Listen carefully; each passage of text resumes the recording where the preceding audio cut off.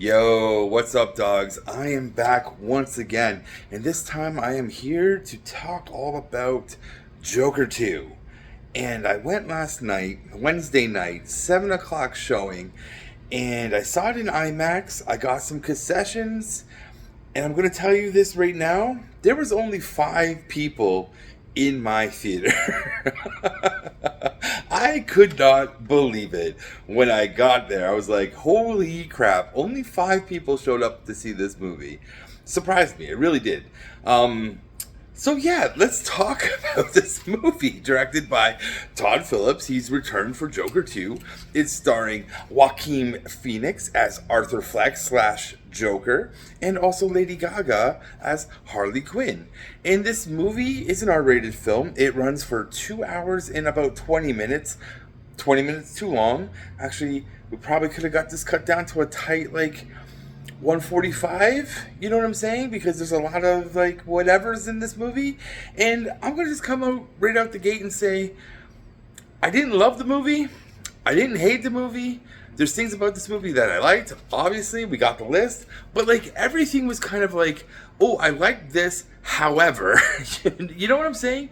This movie is very just in between for me. Probably a 2.5 out of 5 if I had to drop a rating on it. And I have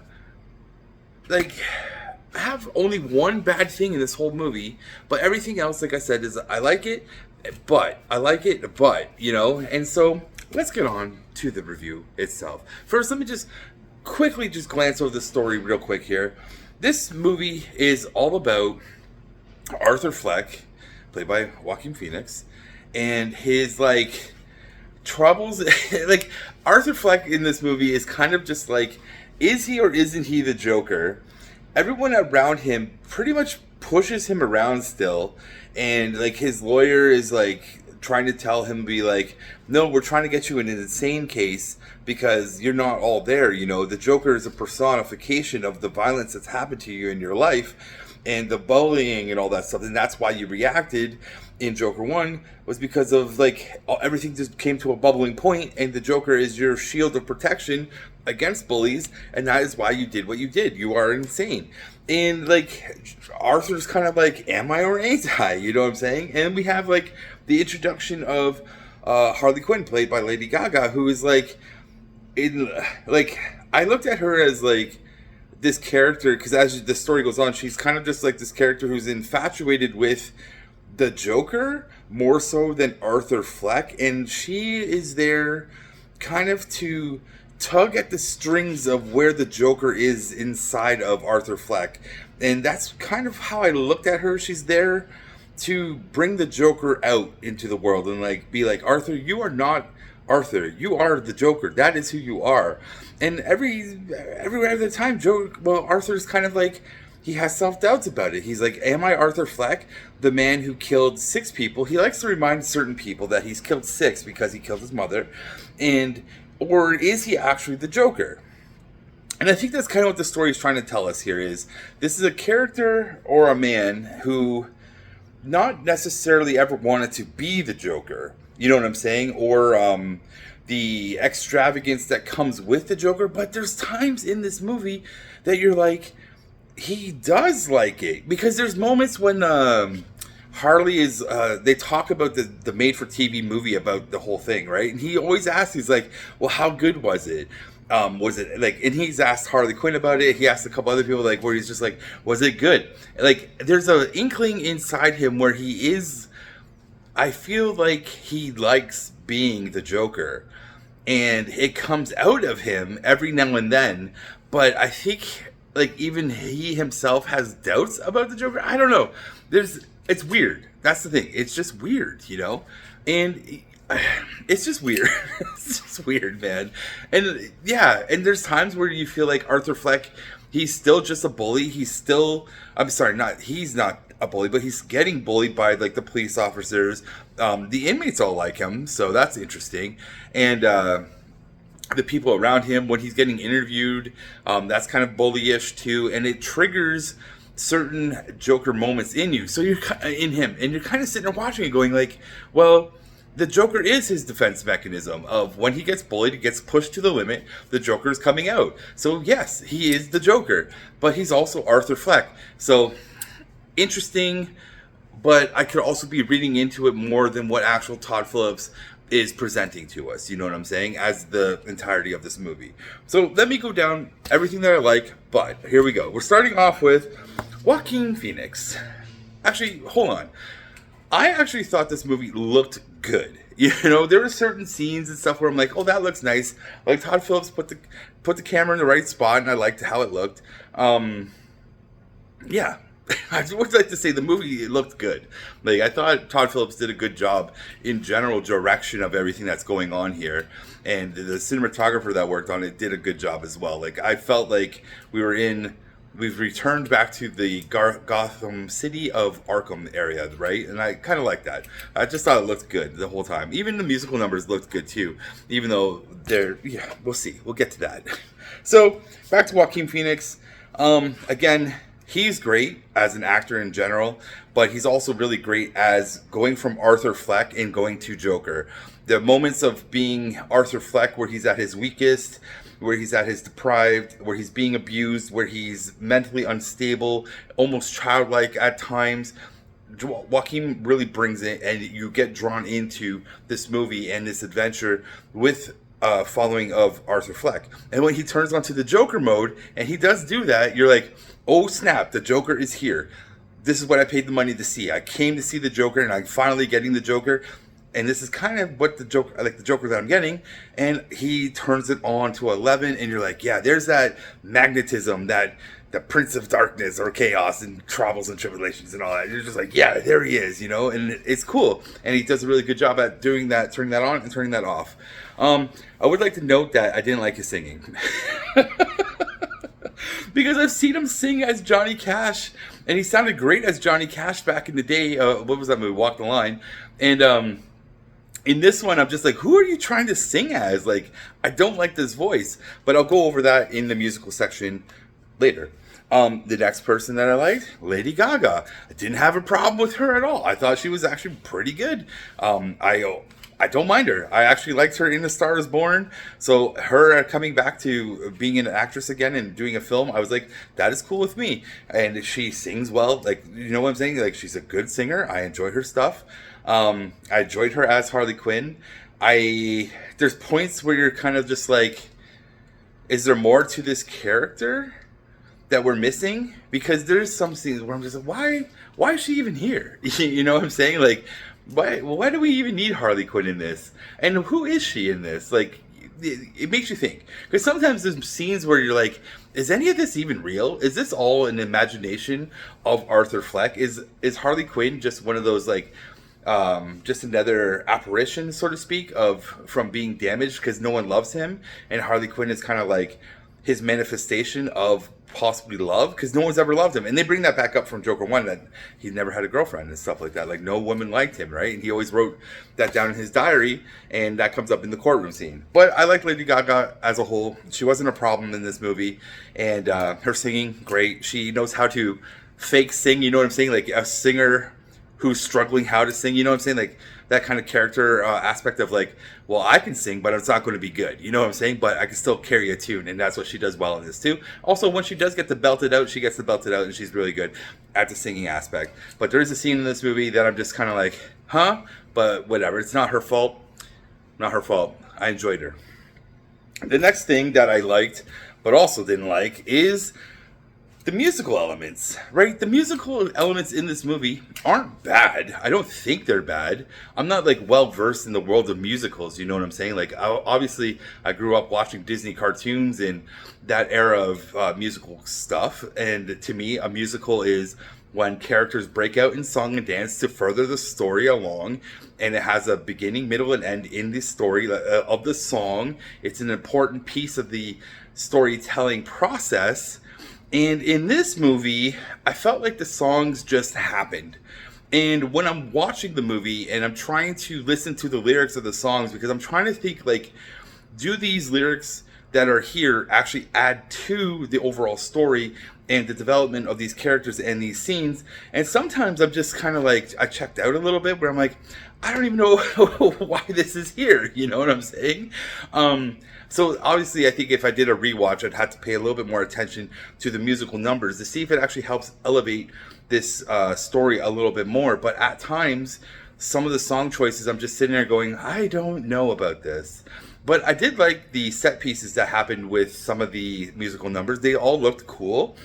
And I was kind of looking at these musical numbers too, also as a part of Arthur's derangement. And each number of each musical number was kind of like, is this where Arthur is in his psychosis right now? Like, is that what these songs are adding to?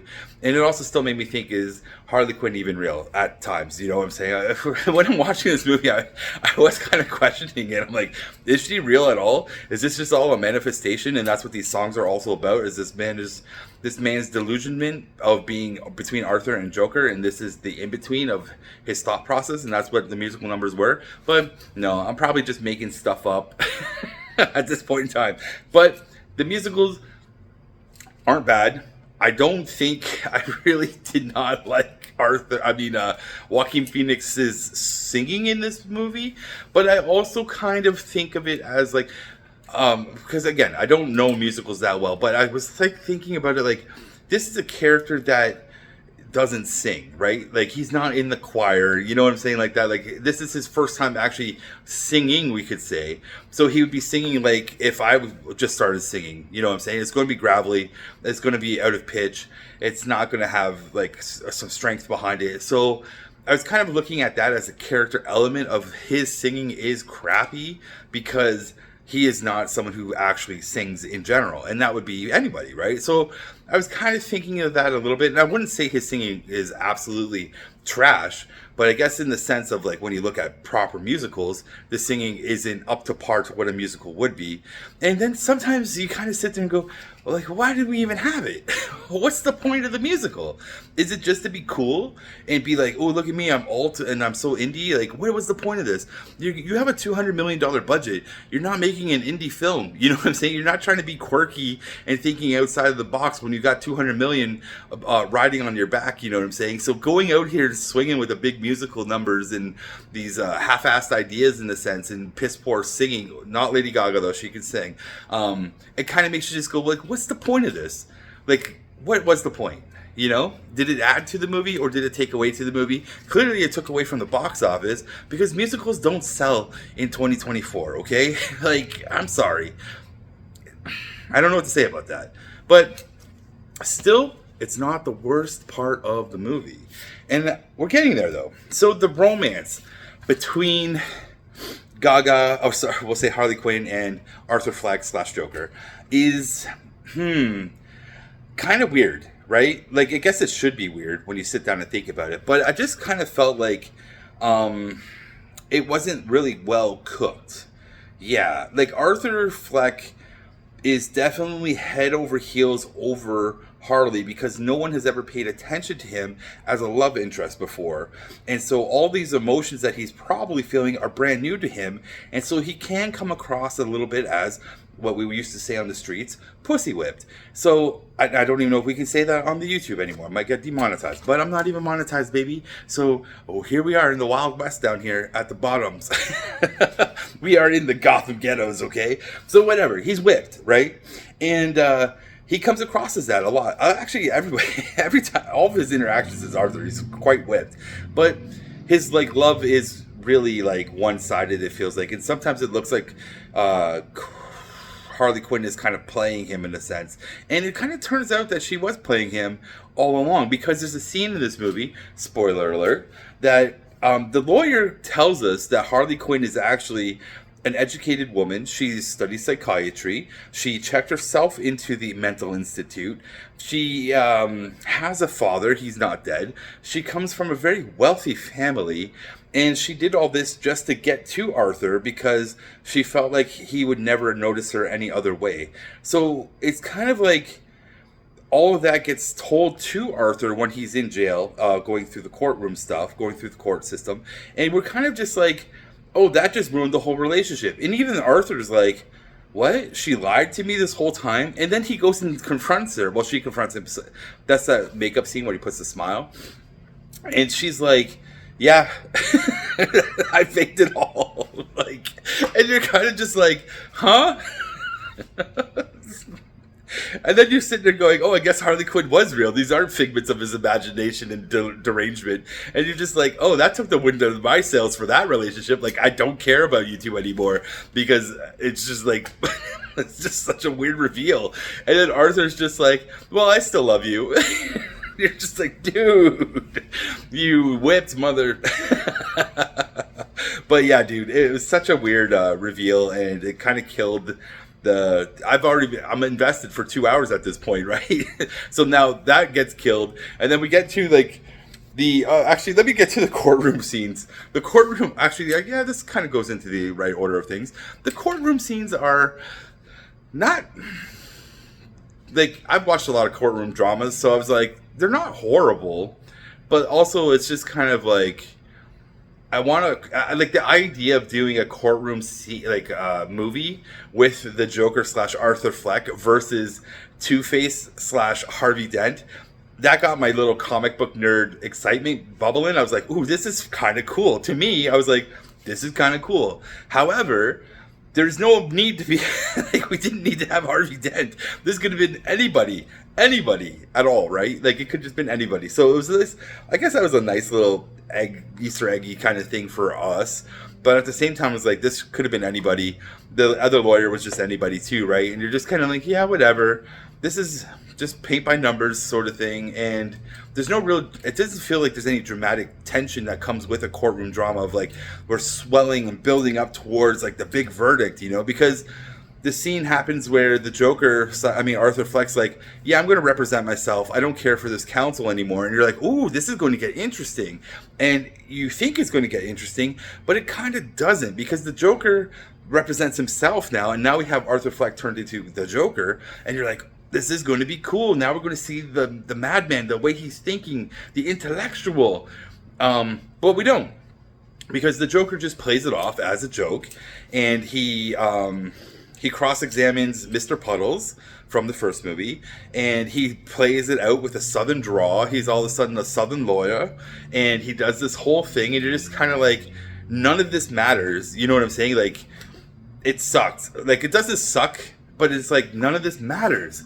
But it has probably the best scene in the movie was Mr. Puddles, because he's actually emotionally devastated at Arthur and the state of Arthur, because I think Mr. Puddles actually liked Arthur, because in Joker 1, and it's said by Mr. Puddles, he says, Arthur, you never bothered me. You never hated me. You never bugged me. You actually treated me like an actual human being, and I'm scared of who you are today. And it was like a great scene. That one little scene in this movie was great.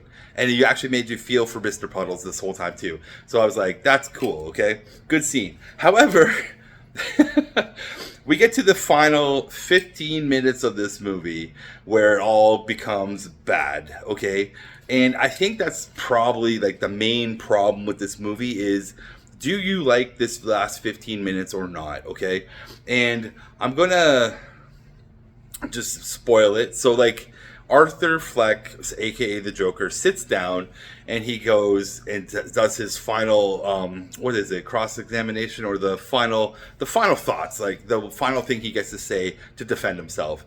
And when he sits down, he literally sits there and just says, I'm Arthur Fleck, I'm not the Joker. And it ruins everything because it's been 2 hours of me enjoying this film, because I was liking it up until that point where he's like, yeah, I'm just Arthur Fleck. I killed 6 people. I killed my mom.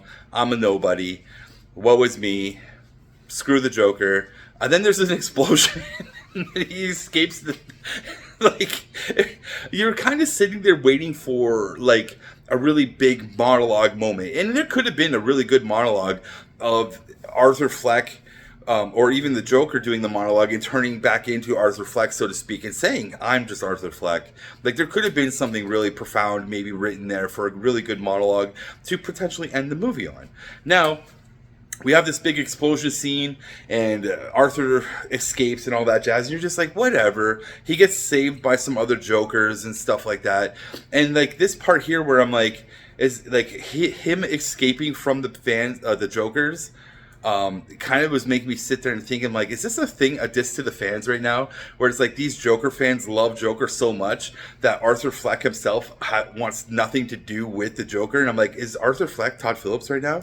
And he's running away from the fandom of Batman and the Joker and stuff? Made me think a little bit. And then I should add in right here, because I was talking to my dog, Mr. Jake Brennan, last night about this movie, and he has a good idea of how he wanted to end the movie.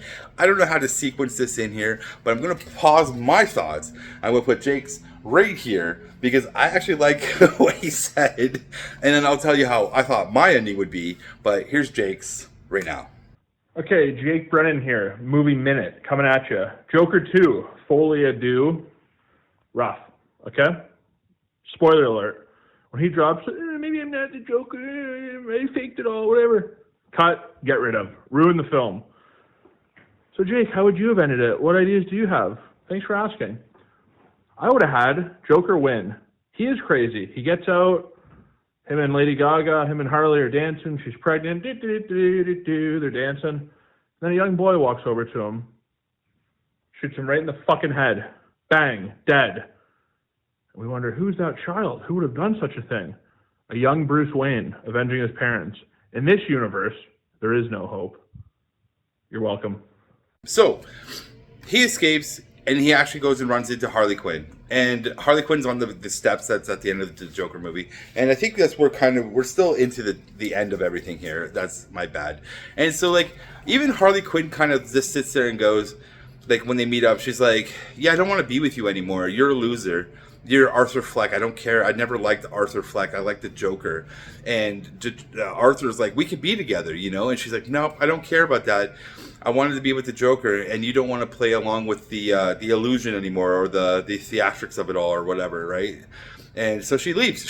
She literally just walks away. And that's the end of that. He gets arrested. Gets caught. And in my mind, how I thought this, and then we get to, so this is how I think the movie should have ended, is Harley Quinn and him escape. Like, they escape together. He is the Joker. Like, the whole Arthur Fleck thing doesn't happen where he's like, I am Arthur Fleck. He comes out and says, I am the Joker. And Harley Quinn and them run away together right out the freaking jail. Like, as the explosion happens, like, it's just a thing that was been planned.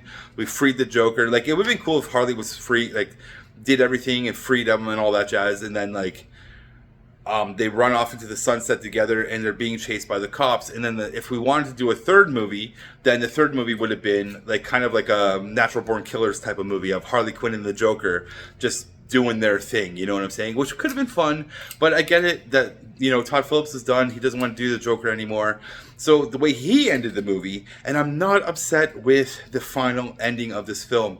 I'm only upset with that courtroom scene where Joker / Arthur says he's Arthur, because it's such a letdown of a moment in this film. You've built me up this whole time to be like, I'm on board.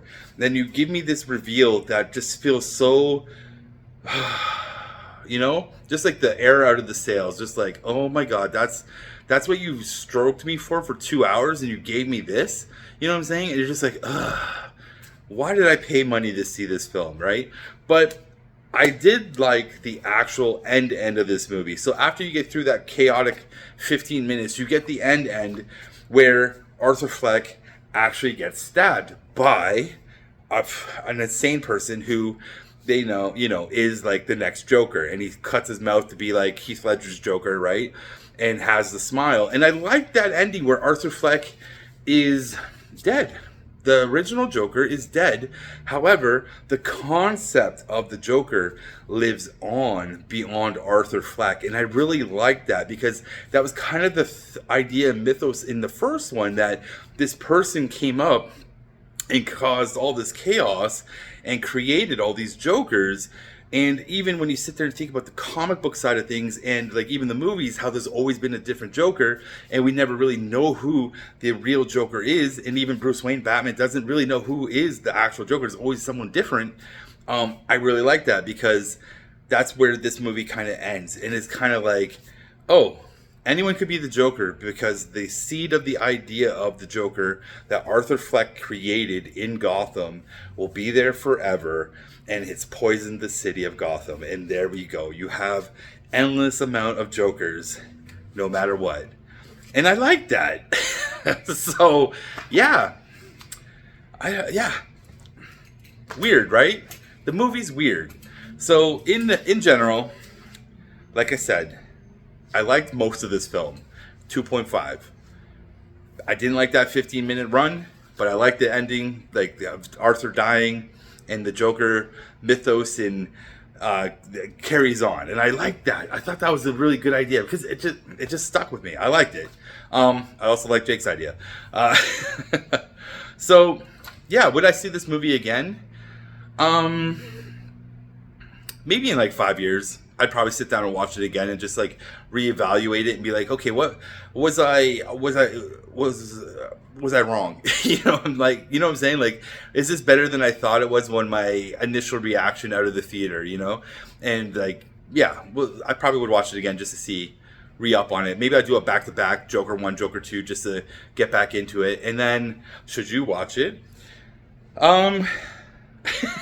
Yeah, I think you should. I do think you should. I don't care about the box office numbers or anything like that. This movie bombed bad, but I think you should give yourself a little bit of time with this movie. Maybe wait till it comes out on streaming or see it on the cheap night, Tuesday, you know what I'm saying?